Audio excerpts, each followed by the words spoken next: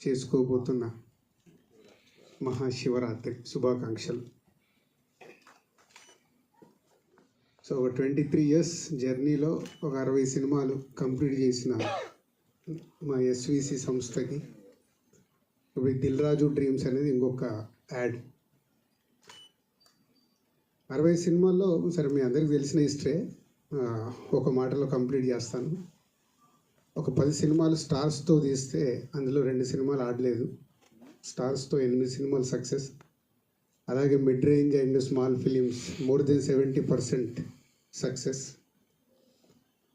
అలా జర్నీ చేస్తున్నప్పుడు ఈ దిల్ రాజు డ్రీమ్స్ గురించి లాస్ట్ ప్రెస్ మీట్లో చెప్పడం జరిగింది మీ అందరికీ.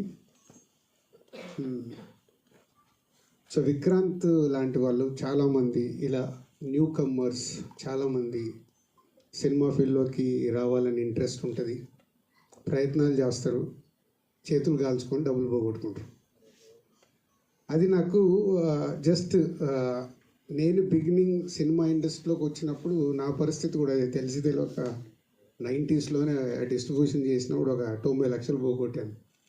అప్పుడు చాలా పెద్ద అమౌంట్. లక్కీగా గాడ్ గ్రేస్ ఒక నిజాయితీతో ఉన్నప్పుడు ఆ పెళ్లి పందిరి సినిమాని కాస్ట్యూమ్ కృష్ణ గారు ఇవ్వడం, దానివల్ల ఈరోజు ఇక్కడి వరకు ఈ 30 సంవత్సరాల జర్నీకి కారణమైంది ఆ సినిమా.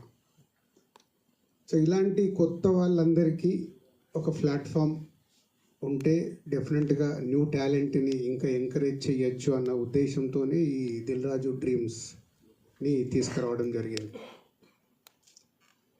సో విక్రాంత్ తను ఫస్ట్ సినిమా చేసినప్పుడు ఎవరి ద్వారా ఇట్లా ప్రీ రిలీజ్ ఈవెంట్ ఉంది, మా కజిన్ ద్వారా అప్రోచ్ అయ్యారు.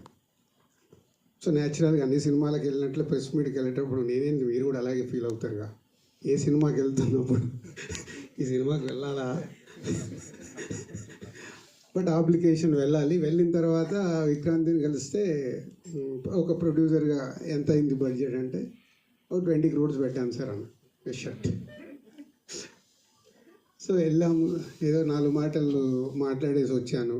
సినిమా రిలీజ్ అయింది. ఎవరైతే ఏ కజిన్ అయితే నన్ను ఇన్వైట్ చేశాడు ఆయనతో మాట్లాడా, ఎంత పోయింది కనుక్కొని. సో డబ్బు పోయింది, కష్టపడ్డాడు. తర్వాత తను 2వ సినిమా చేస్తూ ఆ ప్రొడ్యూసర్ మధుర శ్రీధర్ ద్వారా ఒక సినిమా చేస్తున్నాను లో బడ్జెట్లో అని మధుర శ్రీధర్ వచ్చి కలిసి చెప్పాడు.